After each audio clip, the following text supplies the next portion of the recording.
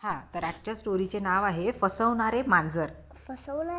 फसवणारे म्हणजे खोटं बोलून कोणालाही असं फसवतात ना, की बा मी खरं बोलतोय, मला हे दे, तसं. तर ना म्हणजे मी तुला खरं देतो, तू मला खरं दे. हां, असं काहीतरी. हे आता गोष्ट बघ. हां. एका झाडावर खूप पक्षी राहत होते. त्यांच्या झाडावर एक म्हातारी गिधाड राहत होते. गिधाड म्हणजे ईगल असतो ना, हां. तसा. तर तो तिथे राहणाऱ्या पक्ष्यांची अंडी आणि पिल्लांचे रक्षण करीत होता. तो गिधाड काय करायचा, त्याला काही काम नव्हतं, तो म्हातारा झाला होता म्हणून ते पक्षी जे होते त्यांची अंडी पिल्ले त्यांचं तो रक्षण करत होता, त्याला ते सेफ केअर करत होता त्याची. ठीक आहे. त्याच्या बदल्यात त्याच्यामध्ये काय आणून द्यायचे ते पक्षी, त्याला अन्न आणून द्यायचे, जेवण म्हणजे जेवण जेवण आणून द्यायचे. तो खूप म्हातारा होता. गिधाडाची दृष्टीसुद्धा अंधू होती. अंधू म्हणजे त्याला असं दिसत नव्हतं, दृष्टी असे डोळे हे झाले होते, चष्मा लागतात ना म्हातारपणी, तसं त्याचे डोळे. हां. त्या झाडाखाली अंडी व पिल्ले यांच्यावर एका बोक्याची नजर होती. बोका म्हणजे आपला मांजर. हां, बोकाची नजर होती. त्याला माहीत होते की गिधाड असताना मी शिकार करू शकत नाही, झाडावर गिधाड आहे म्हणून मी ती अंडी आणि पिल्ले खाऊ शकत नाही. शेवटी तो गिधाडाकडे गेला आणि म्हणाला, मी संन्यास घेतला आहे म्हणून मला इथे आसरा पाहिजे. आसरा म्हणजे मला इथे राहू देणार का? मी की नाही संन्यास घेतला आहे, मी की नाही मांस खाणे सोडले आणि बाकीच्या बोक्यांसह मी राहत नाही, बाकीच्या मांजरसोबत मी राहत नाही, सो प्लीज मला इथे राहू देणार का?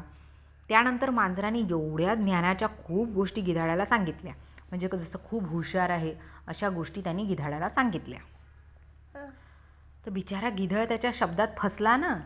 गिधाडाला वाटलं तो खरं बोलतोय. गिधाडाने झाडाच्या मुळाशी बीळ बांधून राहण्यास मांजराला परवानगी दिली, परंतु एके दिवशी बोक्याने पिल्लांना पळवले. गिधाडाला कमी दिसायचे याचा पुरेपूर फायदा बोक्याने घेतला. संध्याकाळी पक्ष्यांना पिल्ले दिसली नाही म्हणून पक्षी ओरडू लागले.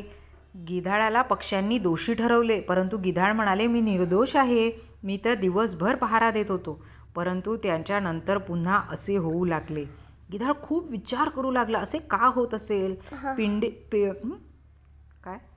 असं का होत असेल? पिल्ले आणि अंडी अचानक कशी गायब होतात आहे? बोक्याने एवढे ज्ञान सांगितले होते की गिधाडाला त्याच्यावर डाऊटच आला नाही की हा बोका असू शकतो. एकदा बोक्याने घरातील पिल्ले अंडी खाऊन टाकली. पक्ष्यांना खूप राग आला. त्यांनी मिळून याचा शोध लावला. एका पोपटाला झाडाच्या खाली मांजराचे बीळ दिसले. तो म्हणाला, हे बघा, एक असं छोटंसं घर झाडाच्या रूट्स जवळ असं घर दिसलं मांजराचं.